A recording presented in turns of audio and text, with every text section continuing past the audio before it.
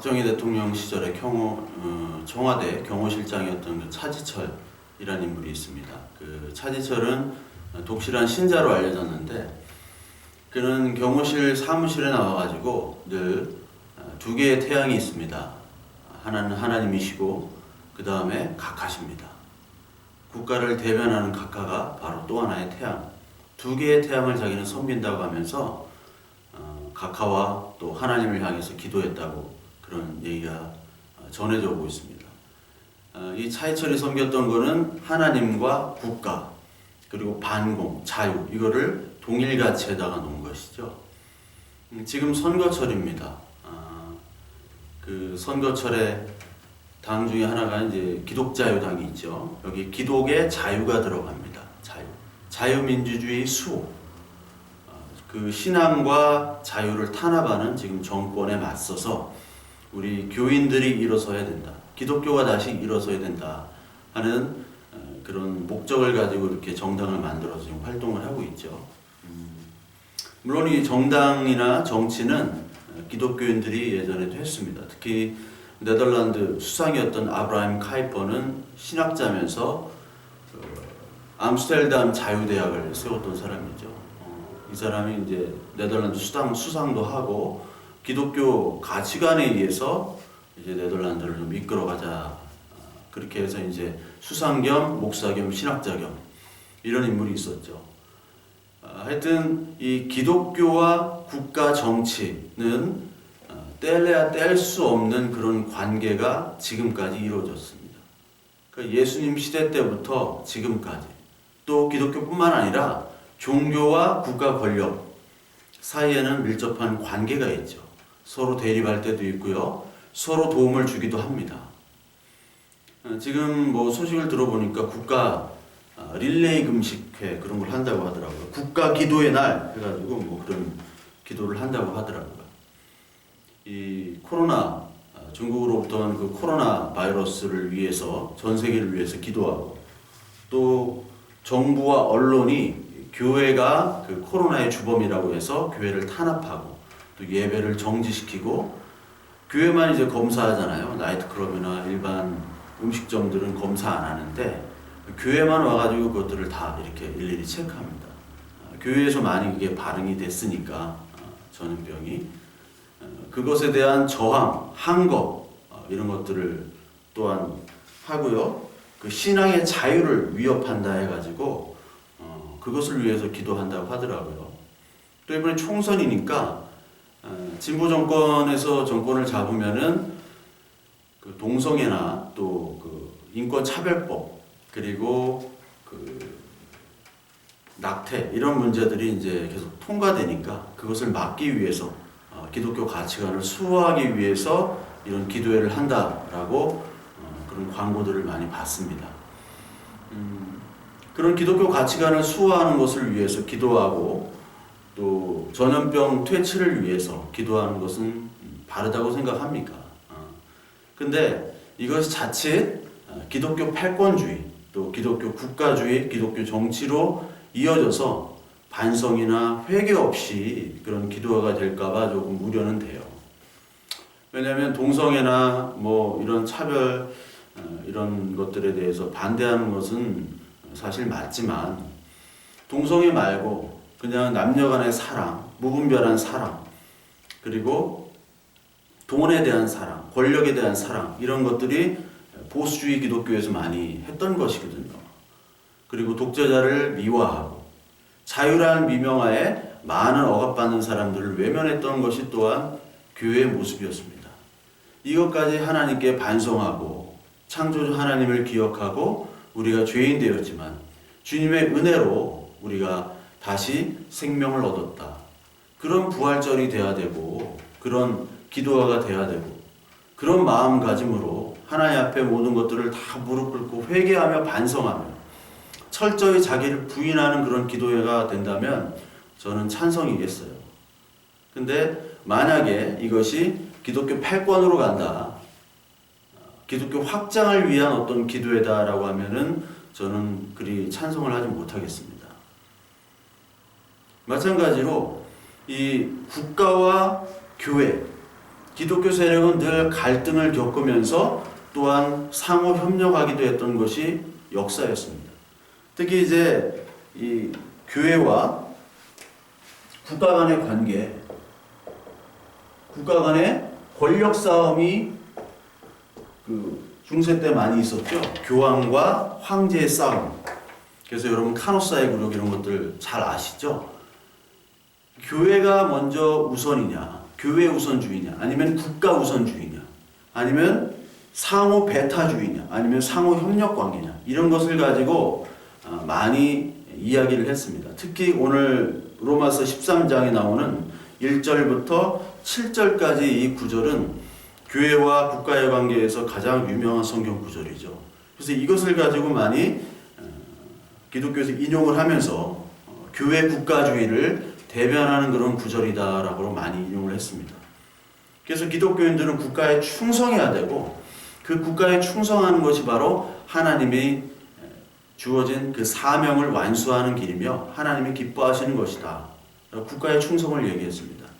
특히 국가와 교회에 대해서 얘기한 가장 대표적인 학자가 장 칼뱅 그리고 칼 바르트죠. 이 장 칼뱅 같은 경우는 이 자유로운 국가 안에서 자유로운 교회라는 것을 얘기했습니다. 자유로운 국가, 자유로운 교회.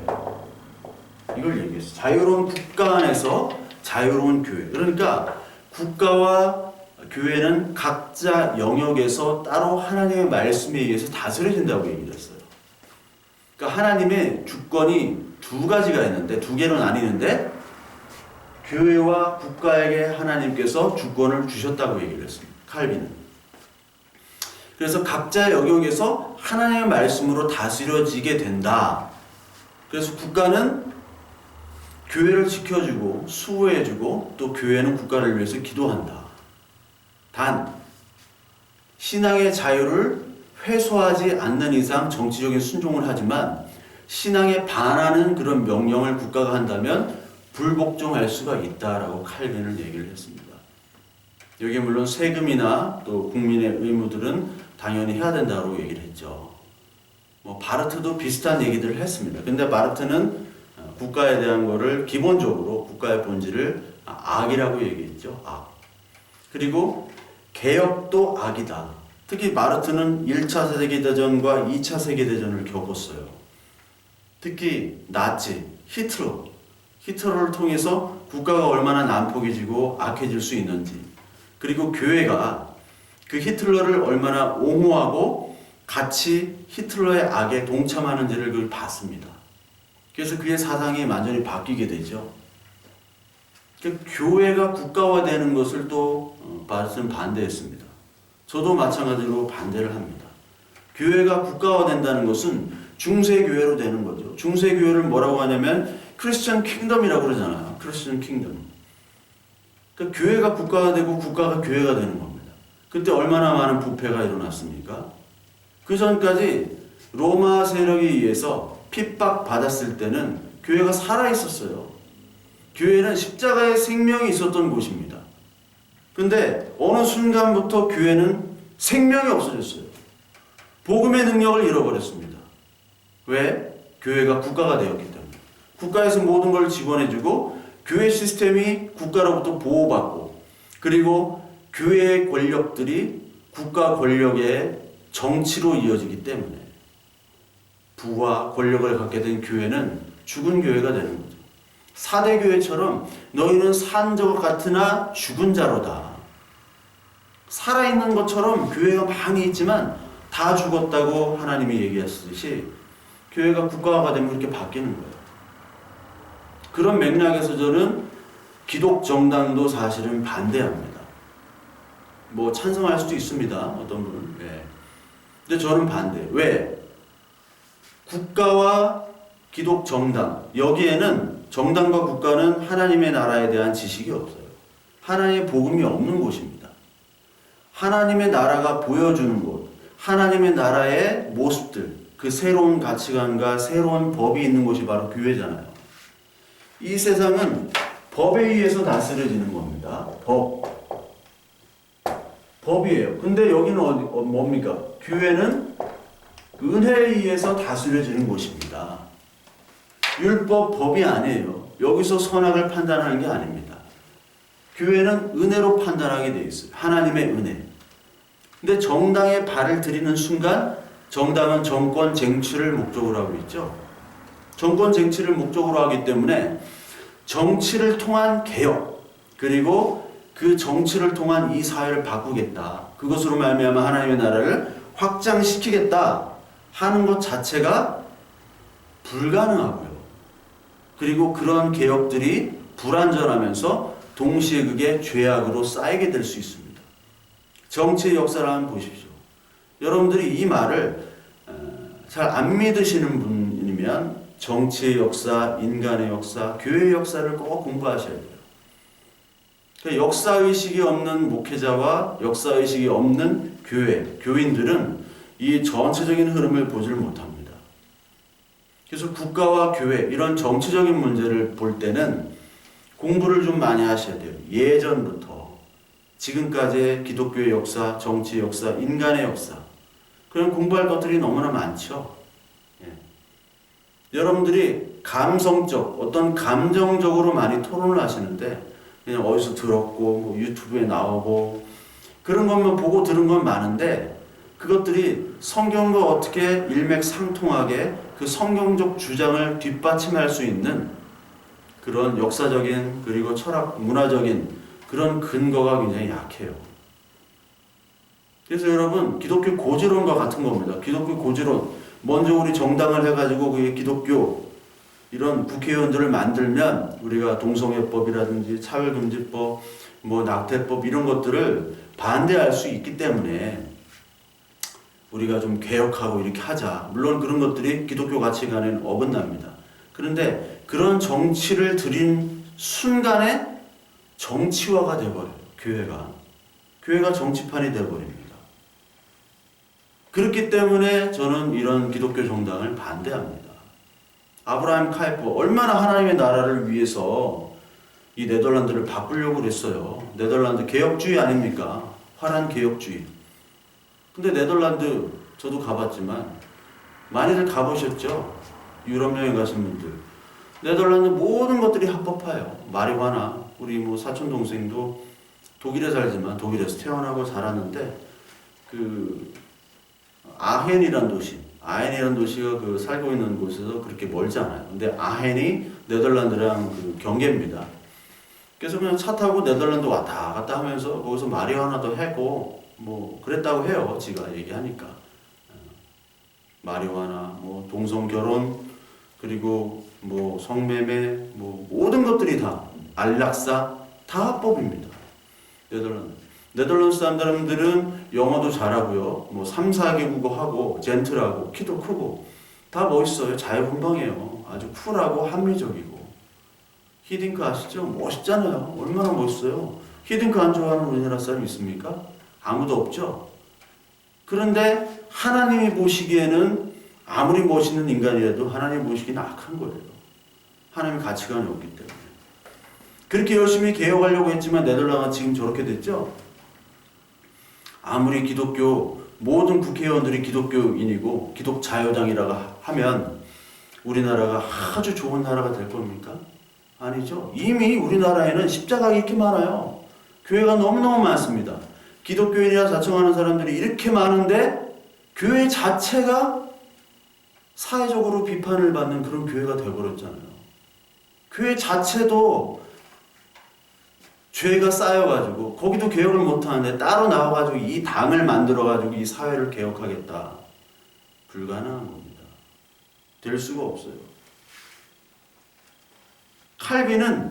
칼빈 시대 때 하나님이 세우신 이러한 그 국가기관이 교회를 수호하고 그리고 신앙생활을 보장하고 그리고 악인을 처벌하고 그리고 법을 수호하는 그런 대리기관으로서 칼빈을 얘기했는데 그때 당시에는 명목상 기독교 국가였잖아요. 유럽들이 명목상 기독교 국가였습니다.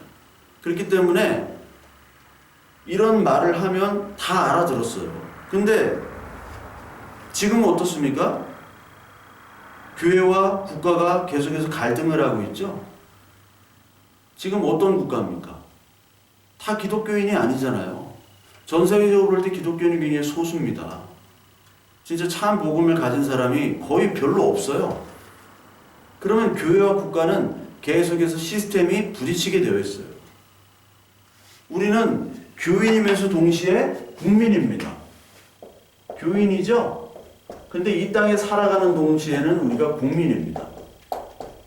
이 두 가지의 존재 양식에 우리는 동시에 소속하고 있어요.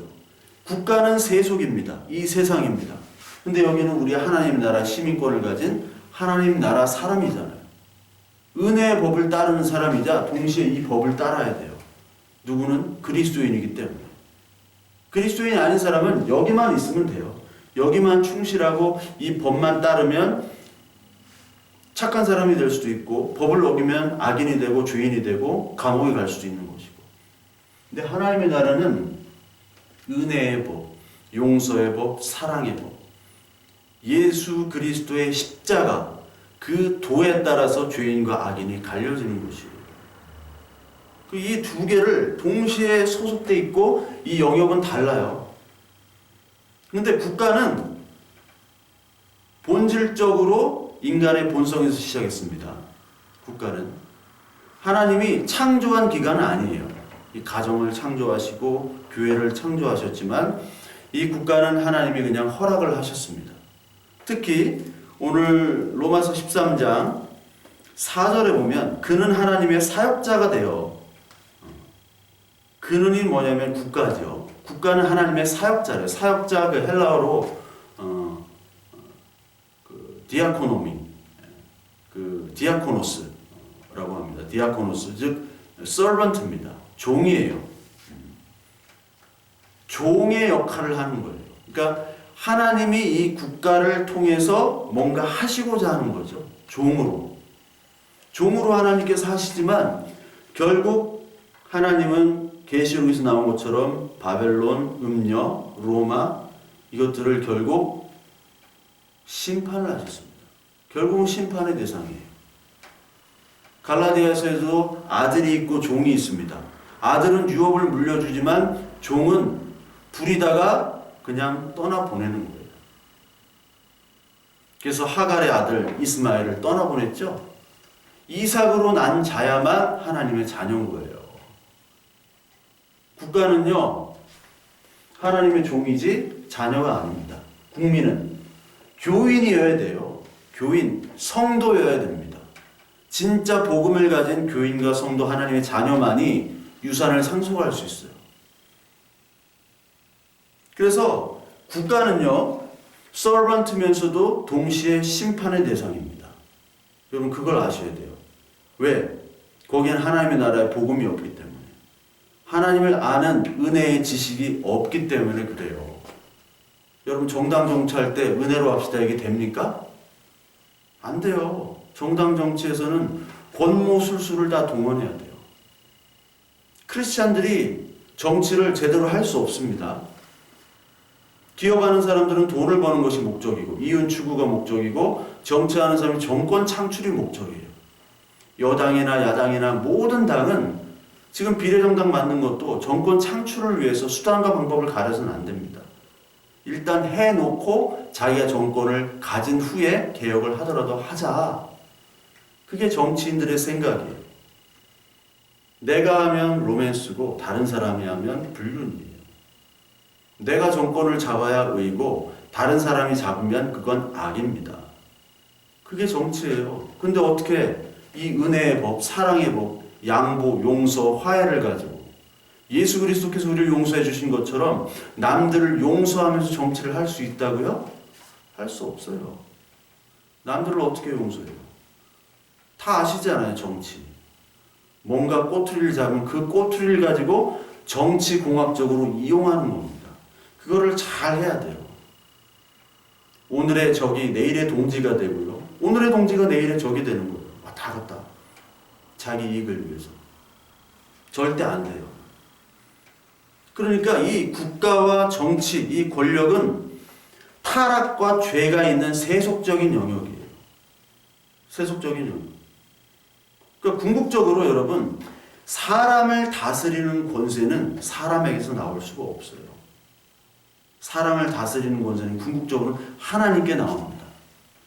따라서 여러분, 우리나라는 자유주의 민주주의 국가입니다. 입헌민주주의 국가죠. 그래서 민주주의 헌법에 한 민주주의 국가입니다. 그래서 모든 주권은 국민에게 있죠. 따라서 국가가 국민인 겁니다. 영화 변호에서 나오죠. 국가가 뭐냐? 국가란 무엇인가? 국가는 바로 국민입니다. 하잖아요. 국민 주권주의, 자유민주주의. 그러나 결국 하나님의 은혜의 법은 없죠. 하나님의 주인이라는 얘기는 없습니다. 인간이 주인인 거예요. 자유민주주의를 위해서 얼마나 많은 사람이 투쟁하고 희생했습니까? 그래서 우리가 자유를 얻어서 자유를 지금 누리고 있잖아요. 그러나 진짜 자유가 있습니까? 자유라는 뜻에는 자본주의가 같이 포함되어 있는 겁니다. 그 자본에 우리는 노예죠. 자본에서 자유로울 사람 있나요? 아무도 자유로운 사람이 없어요. 진짜 자유, 진짜 평안, 진짜 샬롬은 하나님, 나, 그 안에 에덴 동산에 있었을 때, 다 벗고 있을 때, 하나님이 만드신 그 동산에서 여유롭게 과일 따먹으며, 이때가 가장 평안하고 가장 자유로운 때예요. 하나님이 주인이고 나는 하나님의 자녀고, 하나님이 하라는 일만 하면 돼요. 네. 하나님이 야 이름이나 줘. 그게 좋은 거예요. 근데 지금은 열심히 일하고 열심히 결과물을 창출하고 잘 나가고 돈 많고, 그게 기준이 됐잖아요. 그 시스템이 진짜 좋은 시스템, 좋은 평화로운 자유 시스템이라고 하지만 그 속에서 많은 사람들이 괴로워하고 외로워하고 힘들어하지 않습니까? 그게 뭐 좋은 시스템이에요? 자유민주주의 국가가. 국가주의 주권설도 있습니다. 헤겔의 절대정신 같은, 국가가 어떤 인격체이기 때문에 그 인격체로 말미암아 국가가 형태는 변하지만 국가라는 것을 통해서 국가가 주인이 됩니다. 역시 국가가 주인도 역시 인간이 주인인 거죠. 이게 파시즘이 될 수 있고 나치즘이 될 수 있는 그런 국가주의예요. 그러니까 국민이 주인된 주의나, 그리고 국가가 주인이고 어떤 통치자가 주인되는 그런 주의나, 모든 것들이 다 하나님의 영역과 반대되는 국가의 형태입니다.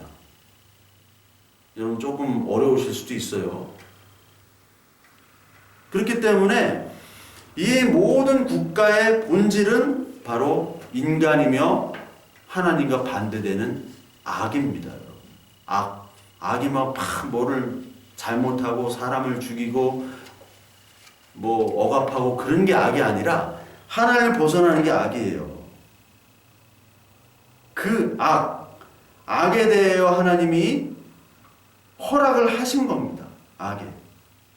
그래서 여러분 오늘 로마서 13장의 모습은 하나님께서 국가를 종으로 악역의 국가의 역할을 주신 거예요. 어떻게 보면 악역. 누구를 위한 악역이냐? 우리를 위한 악역입니다. 악역을 주셨는데 그 악에 대해서 복종을 하래요. 바울을 통해서 얘기하죠. 복종.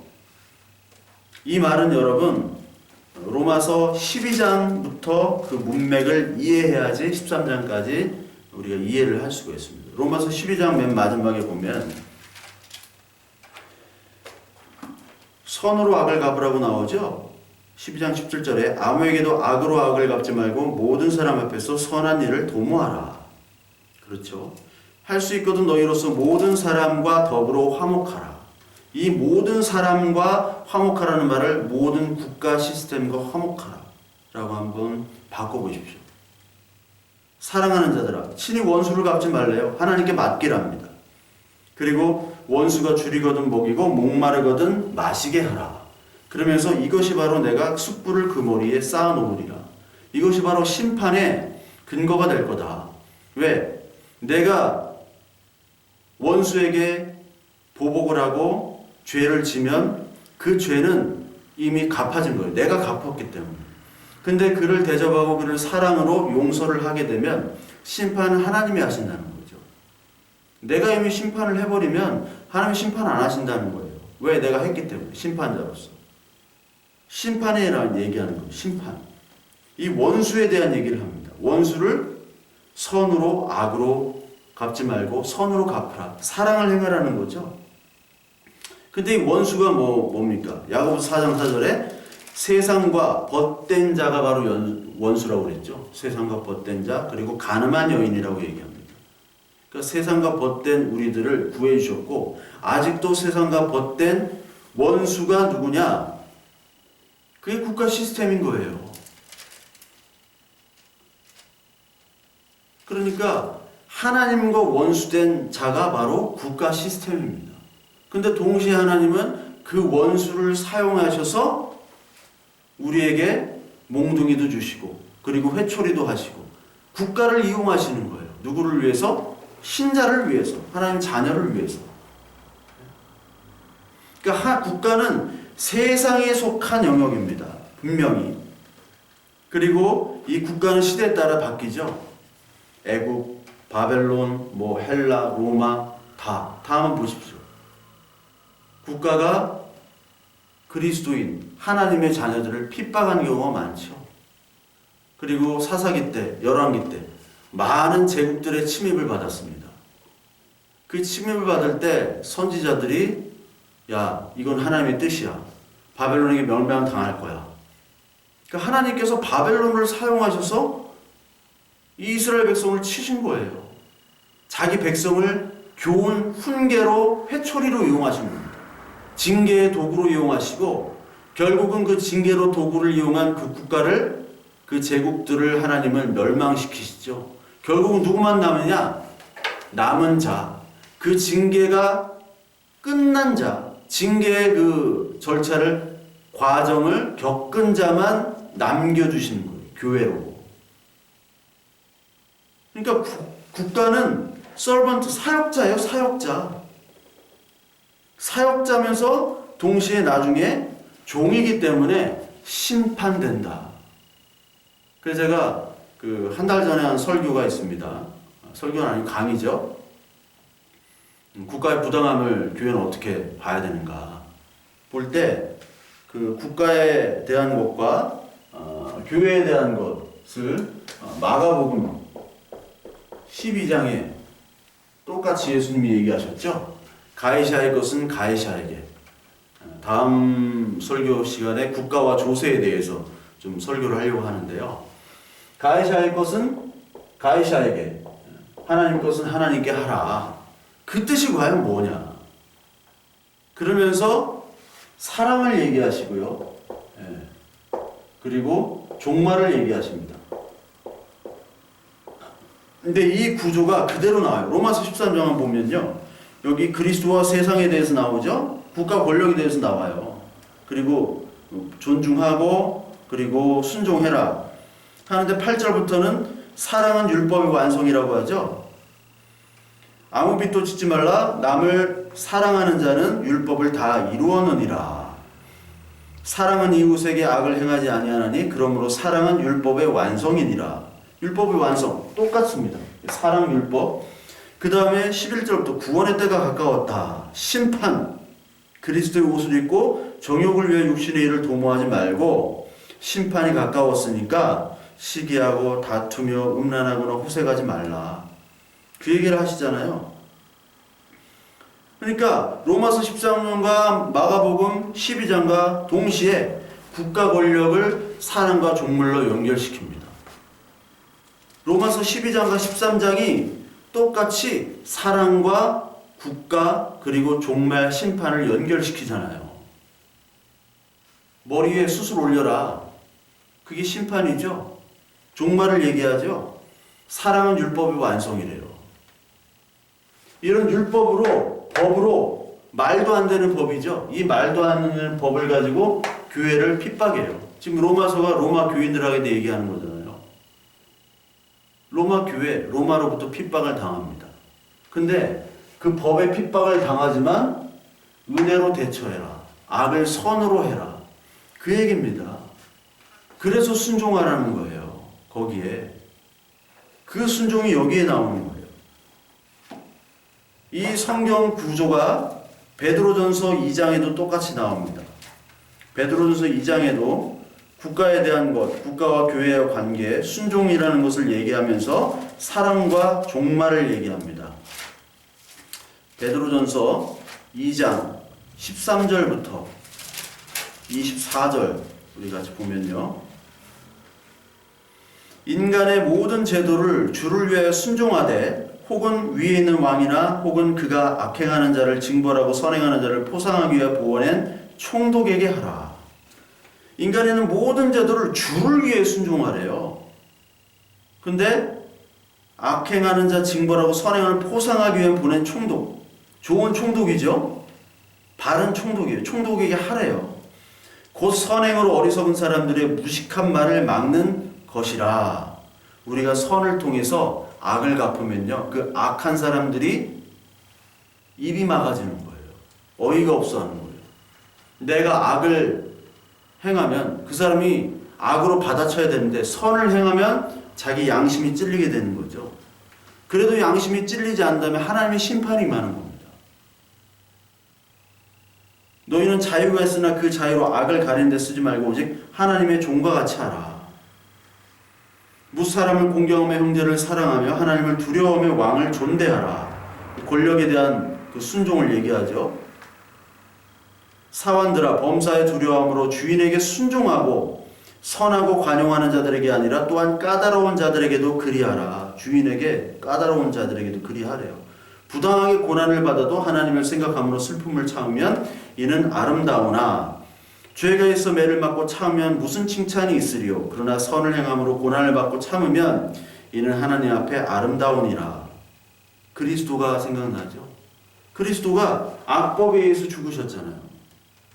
이를 위하여 너희가 부르심을 받았으니 그리스도도 너희를 위하여 고난을 받으사 너희에게 본을 끼쳐 그 자취를 따라오게 하여 하셨느니라. 그러니까 그리스도의 사랑과 그리스도의 그 용서, 긍휼로 너희들은 대하라는 얘기입니다. 모든 제도에. 근데 모든 제도에 있지만 다 순종할 수는 없죠. 악한 정부, 그리고 그리스도를 향한 믿음을 방해하는 정부. 그런 정부에게는 칼빈도 그렇지만 거부를 하는 것이 성경적인 겁니다. 왜? 로마서 12장에 나와 있듯이 할 수 있거든 너에게는 모든 사람에게 더불어 화목하라. 할 수 있거든. 할 수 없는 것이 있어요. 악한 정부. 악한 정부인데 어떤 정부냐? 그리스도인 우리의 믿음에 반하는 그런 명령을 하는 정부에게 우리는 불순종할 수 있다. 대표적으로 순교한 분들. 로마 시대 때 많은 사람이 황제 숭배를 거부하고 순교를 했죠. 황제가 명령하는 명령, 황제를 신으로 섬겨라. 그러면 된다. 폴리갑, 서머나 교회에 폴리갑 있지 않습니까? 거부하고 결국 순교를 당했잖아요. 그렇듯이 우리의 믿음과 하나님과의 관계를 이 국가의 권력으로 강압하고 억압하는 세력에 대해서는 불순종을 하는 것이 당연합니다. 그게 성경적인 근거예요. 그거를 순종하라는 얘기는 없습니다. 단 네가 하는 모든 인간적인 제도, 그리고 국가에서 시행하는 모든 제도들, 뭐 징병이나 조세나 이런 것들에 대해서 사랑으로 순종을 하라는 거예요. 사랑으로. 디모데전서 2장에도 똑같이 나옵니다. 디모데전서 2장 1절에도 여기엔 기도하라고 나옵니다. 모든 사람을 위하여 간구와 기도와 도고와 감사를 하되 임금들과 높은 지위에 있는 모든 사람을 위하여 하라.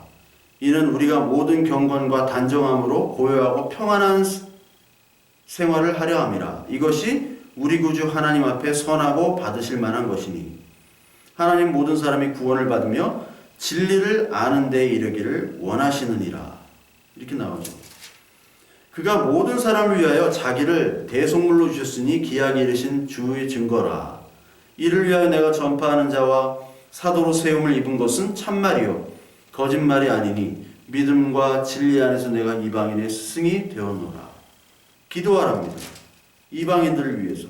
특히 여기 임금들과 높은 지위에 있는 모든 사람들을 위해서. 그래서 국가조찬 기도 이런 거 만들었죠. 예. 그거는 국가 권력과 좀 결탁하려고 그러는 것이고, 우리가 지금 이런 사태, 중국으로부터 온 바이러스 같은 이런 사태, 국가를 위해서, 지도자를 위해서 기도를 해야죠. 바른 판단을 할 수 있도록. 기도를 하라고 했습니다.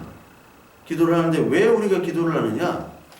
그 사람들을 하나님의 진리를 얻고 진리를 깨닫고 하나님의 말씀을 통해서 구원을 받게 하기 위해서 기도를 하라는 거예요. 결국은 이 나라 잘 되게 하여 주십시오. 그거보다 그 사람 어떤 사람이든지 모든 사람이 다 하나님의 형상을 받은 사람 아닙니까? 죄를 지었던 짓지 않았던 가난하건 뭐 부자건 못생기건 잘생기건 잘나건 못나건 모든 사람들이 하나님 앞에서는 공평합니다. 복음 앞에서는 공평한 거예요. 그것을 위해서 기도를 하라는 겁니다.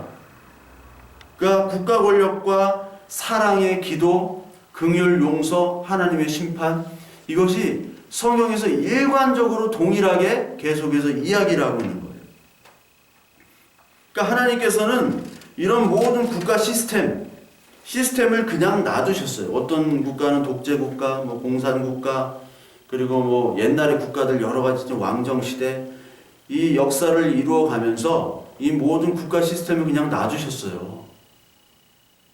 왜? 하나의 목적은 구원입니다. 생명입니다.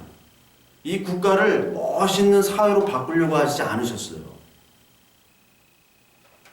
여러분, 복종이란 단어가 나오죠. 오늘 로마서에. 그 복종에서 어떤 복종이냐? 국가 시스템의 복종입니다. 그러니까 여러 가지 시스템이 있는데 이때 당시에 로마 시대 때는 노예 제도가 있었어요. 뭐 스파르타보다는 많이 없었지만 로마에도 로마의 노예가 굉장히 많았습니다. 노예에 의해서 제국은 이루어지는 겁니다. 모든 제국이. 그 노예 제도가 있었던 로마 시대 때 빌레몬서에 보면 오네시모와 빌레몬을 얘기하죠.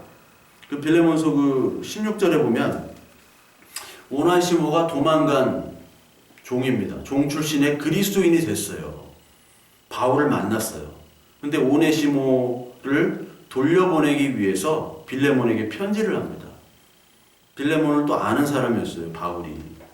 그래서 빌레몬, 네 종이었던 오네시모를 받아줘라. 그러면서 16절에 뭐라고 하냐면 이제부터 종과 같지 아닌 주 안에서 사랑받는 형제로 대접하라. 그렇게 얘기를 해요. 이제 형제로 대접하라. 종이 아니다. 그리고 오네시모에게는 너 주인에게 충성을 다해서 다시 섬겨라. 여기서 바울이 야, 노예제도 폐지하자. 너 이제 노예 아니다. 그리고 빌레몬에게도 야, 풀어줘라. 이렇게 얘기 안 합니다. 섬기라고 얘기합니다. 가서 종이 되라. 다시 노예로 살아라. 그런데 빌레몬에도 얘기하죠. 이제 종이 아닌 주 안에서 사랑받는 형제로 살아라. 국가 시스템을 변화하거나 개혁하거나 전복하지 않습니다. 국가 시스템에 그냥 순종하라고 해요. 예수님도 똑같이 종과 노예를 해방하러 오시지 않았죠. 그 종과 노예를 해방하려고 했다면 성경의 한 구절이라도 기억이 되어 있어야 돼요. 전혀 기록이 되어 있지 않습니다.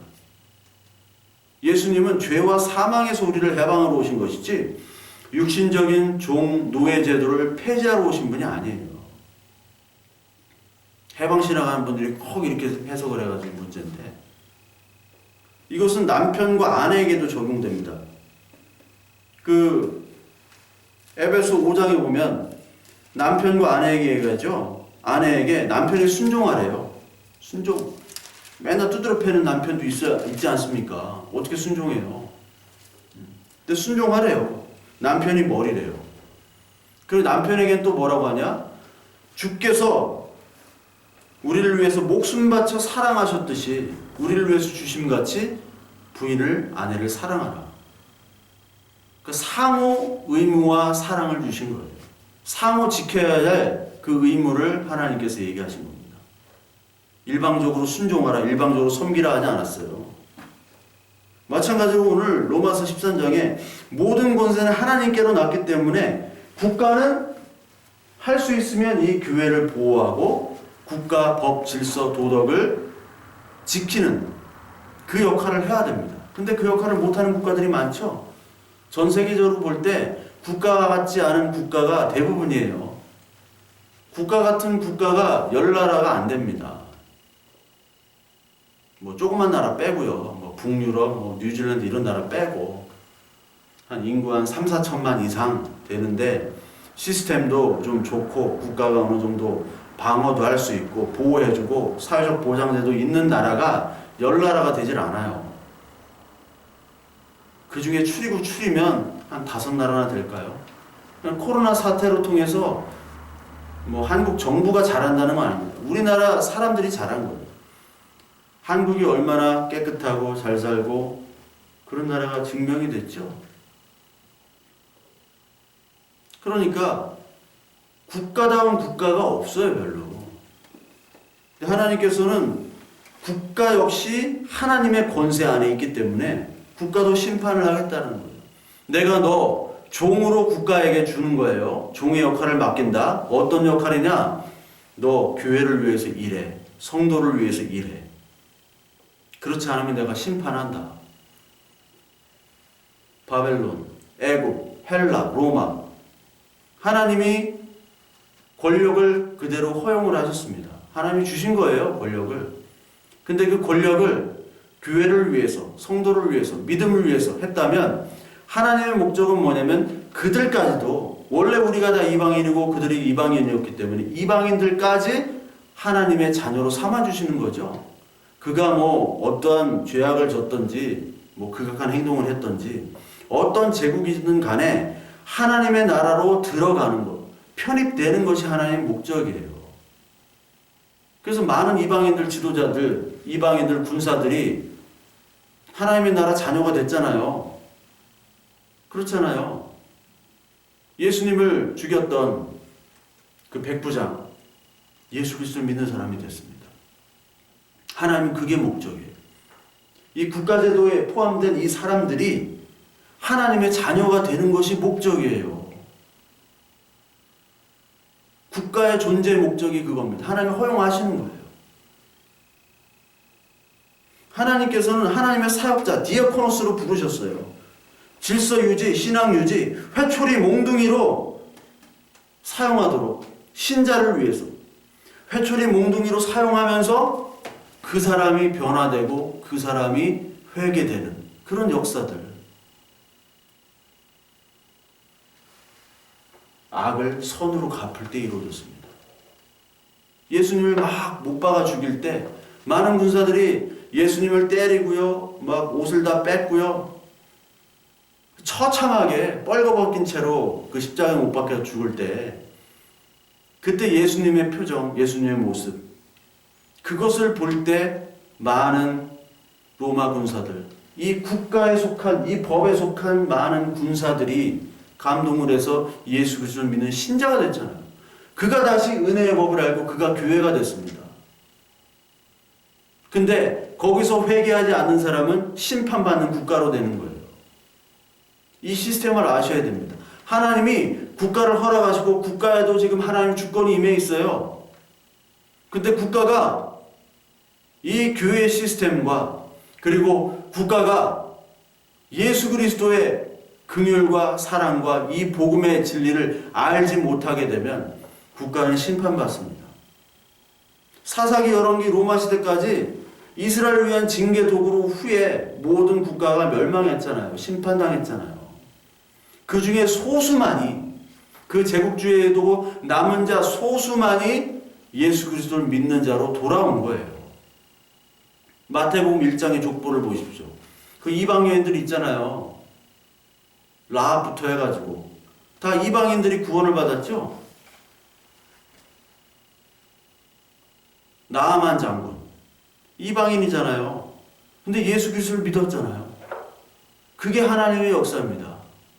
국가를 통해서 심판의 도구로 쓰지만 하나님께서는 그들도 구원을 얻기 위한 하나님께서 그 심판의 징계의 무서움을 알고 하나님께로 돌아오라는 거예요. 그렇지 않을 경우는 이방인이든지 육신적인 유대인이든지 상관없이 하나님이 심판하신다. 반대로 이방인이든지 유대인이든지 혈통에 상관없이 하나님께서는 그들을 하나님 앞에 돌아오면 회개한다는 거예요. 회개하면 하나님께서 구원해 주신다는 거예요. 그렇기 때문에 우리는 악한 일을 당하더라도 선을 행하라는 거예요. 선을. 그래서 마땅히 국민과 시민의 의무를 해야겠죠. 여기. 그러니까 2절 3절이 그런 얘기예요. 선을 행하라. 그러면 그에게 칭찬을 받으리라. 법 도덕 질서 지켜야 돼요. 그럼 칭찬 받잖아요. 세금 내야죠. 잘. 세금 내라는 거예요. 세금. 물론 세금을 안 낸다고 해서 하나님께 뭐 벌을 받고 구원을 못 받고 이런 건 아닙니다. 법이 정하는 그런 기본적인 국민과 시민의 도리를 다 하라는 겁니다. 왜요? 이것은 법이 무서워서 하는 것이 아니라 그들에게 하나님의 사랑을 전하고 내가 그리스도 안에서 은혜로 행하는 자임을 보여주는 거예요. 자발적으로. 억지로 내가 착한 선한 사마리아인이 돼야겠다라는 것이 아니라 하나님의 은혜를 받은 자는 나에게 악을 행하는 국가와 사람들에게 선으로 갚는 사람이 되는 거예요. 그게 진정한 기독교인의 모습입니다. 참 어렵죠. 어렵지만 그렇게 하라고 하세요. 그것이 바로 5절에 놓은 양심에 따라입니다. 양심에 따라. 이게 슈네이 네시스라는 헬라어를 썼는데 이 말은 뭐냐면 양심에 따라라는 게 뭐냐면 하나님의 뜻과 목적과 섭리에 맞는 일을 하라는 거예요. 그 마음. 하나님의 뜻, 섭리, 마음이 뭡니까? 모든 사람이 구원을 받는 거예요. 국가가 나에게 악을 행하더라도 내가 악을 악으로 갚지 않고 내가 선으로 갚을 때 그때 국가가 회개하고 국가는 국민입니다. 이런 세상을 얘기합니다. 세상이 하나님 예수 그리스도를 믿는 신자가 되는 것, 하나님이 가장 기뻐하는 거예요. 여러분들만 믿었다고 하는 것이 아니라 여러분들 주위에 있는 이 국가, 이 국민, 사람들, 이웃들에게 선과 사랑을 베풀라. 심판의 때가 가까웠다. 이 얘기가 12장, 13장을 관통하고 있는 거예요. 로마서 13장 11절 구원의 때가 가까웠다라고 얘기하잖아요. 밤이 깊고 낮이 가까웠으니 그러므로 우리가 어둠의 일을 벗고 빛의 갑옷을 입자. 어둠의 일이라는 것은 악을 악으로 갚는 겁니다. 이제 악을 악으로 갚지 않고 빛의 갑옷, 예수 그리스도의 옷을 입고 육신의 일, 악을 악으로 갚고 정욕을 정욕으로 하는 것이 아니라 악을 선으로 갚는 일을 하자. 그걸 자발적으로 사랑으로 하자. 너 나에게 빚졌잖아. 사랑이 빚졌지? 너도 빚 갚는 거 있어. 악을 악으로 갚지 말고 악을 사랑으로, 선으로 갚어. 그 얘기를 하나님께서 오늘 우리 교회에게 하고 계신 겁니다. 우리가 그냥 이슬람이나 중세 유럽처럼 그냥 종교와 국가가 단일화되면 참 편하죠. 완전 기독교 국가처럼 되면 얼마나 좋습니까? 예? 주일 예배 안 가면 처벌받고, 그리고 교인 아니면 취직도 못하고, 그 하루에 3번씩 사이렌 울리면 하나님 앞에 기도해야 되고, 맨날 예배해야 되고, 그럼 참 좋겠죠. 근데 그렇게 하나님이 안 만들어 주셨어요. 앞서도 얘기했지만 그렇게 되면요, 국가가 기독교화가 되고 기독교 국가화가 되면 잘 될 것 같지만 다 실패했어요. 다 부패하고 타락했습니다. 옛날 고려 시대 때 스님들이 그렇게 많았잖아요. 고려 말기 때 다 중이야. 국민한테 유명한 중이 있잖아요. 신돈 다 중이에요. 한때 우리나라도 신학생이 하도 많아가지고 지금 신학생이 많이 줄어들었는데 다 목사 되려고. 왜 그렇게 목사 되려고 하겠어요? 직업적으로 좋으니까. 직업적으로 좋다는 건 돈과 안정성이 보장된다는 거죠. 그게 바로 타락의 지름길이에요. 안정성이 보장되자마자 하나님의 복음의 능력이 사라져요. 참 힘들고도 참 이상해요. 같이 가면 좋겠는데 기독교 고지론자들은 같이 갈 수 있다라고 얘기합니다. 개혁할 수 있다라고 얘기해요. 정당을 만들어가지고 기독교 하나님의 나라를 확장할 수 있다고 얘기해요. 근데 그런 적이 한 번도 없어요. 성경에서 그걸 부인해요. 의인은 하나도 없어요. 그렇게 될 수가 없습니다. 그런 방법으로 하나님의 나라가 전해지질 않아요. 정당과 국가 정치를 가면 악을 악으로 갚을 수밖에 없습니다. 악을 선으로 갚으면 정치를 할 수 없는데요. 국회의원에 당선될 수 없는데요. 정책 입안 발제가 안 되는데 어떻게 합니까? 악을 악으로 악착같이 해야죠. 안 되는 거예요.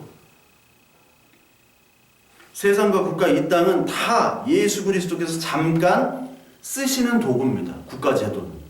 누구를 위해서? 우리를 위해서. 교회를 위해서. 하나님의 자녀를 위해서 쓰는 거예요. 국가 사라집니다. 이 땅의 국가, 제도, 우리 결혼 제도도 사라지죠? 가정부터 사라져요. 천국에 없어요. 하나님의 나라에 완성된 하나님의 나라에는. 완성된 하나님의 나라에 야, 너 어디서 왔냐? 한국에서. 야, 참 한국 너 미국에서 왔냐? 그래. 저 우간다에서 왔는데 저쪽 찌그러져 있어.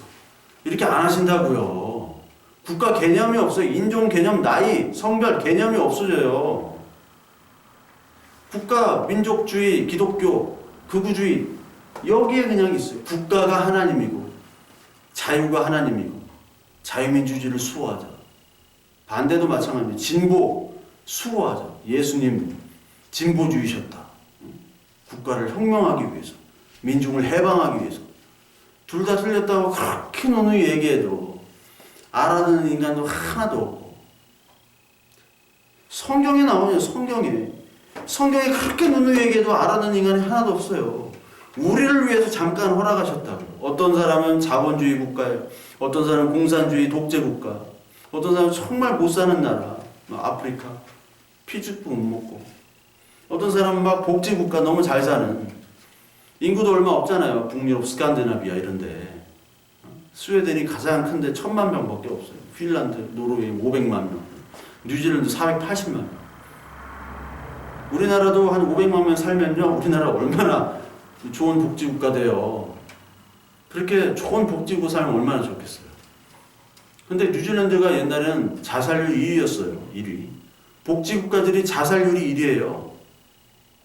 복지국가 중에 하나님을 믿는 그런 국가 없습니다. 다 무신론자들입니다. 다. 하나님 믿는 사람들. 북한의 지하교회. 그 핍박을 받으면서. 중국의 지하교회. 우리나라 이렇게 잘 사니까 교회 다 떠나잖아요. 오히려 잘 살고 복지해주니까 자살률이 더 높아요.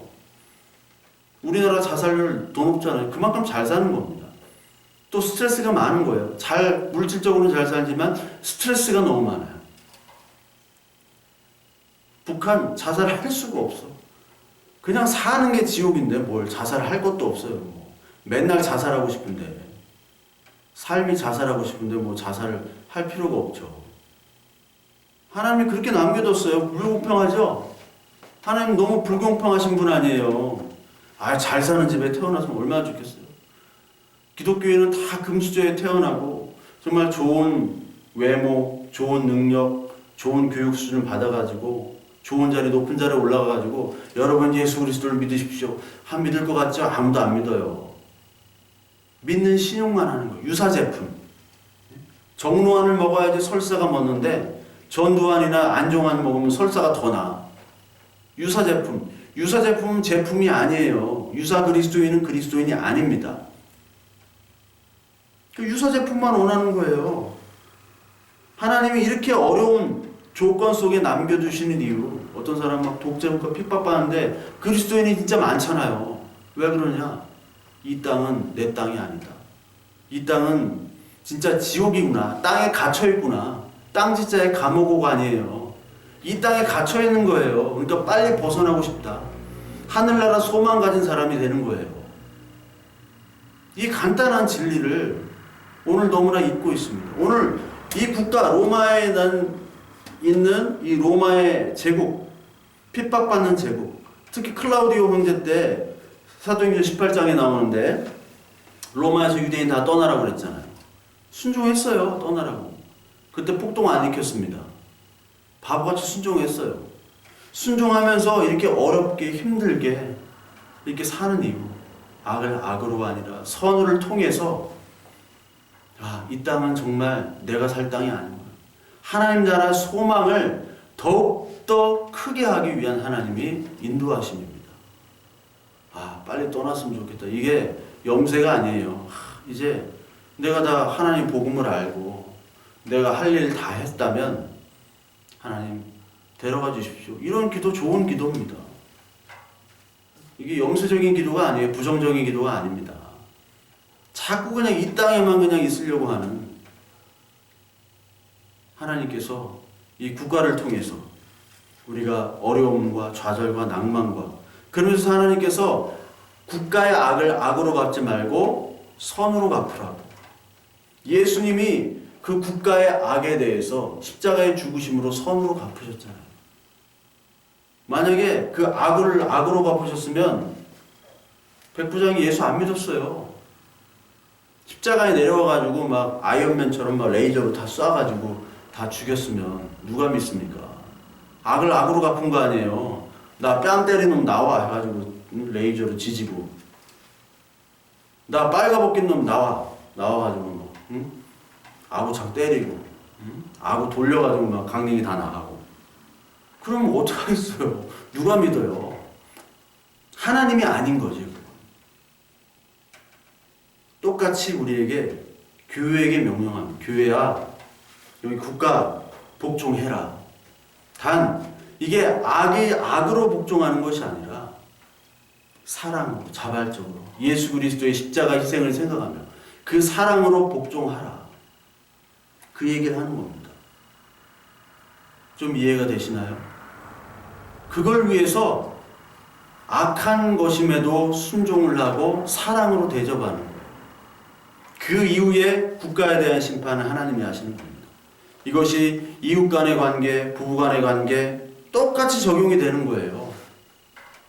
회사의 상사와 그리고 나와의 관계, 또 부하 직원과 나와의 관계 똑같이 적용되는 것을 여러분 아시고, 다음 주에 이제 조세와 하나님의 나라, 국가, 교회 이것에 대해서 좀 얘기를 하고요. 또 뭐 지금 문재인 정부 들어서 더 기독교와 이 국가의 그 대립이 많이 있는데 그것에 대해서 또 얘기를 좀 드려야 될 것 같습니다.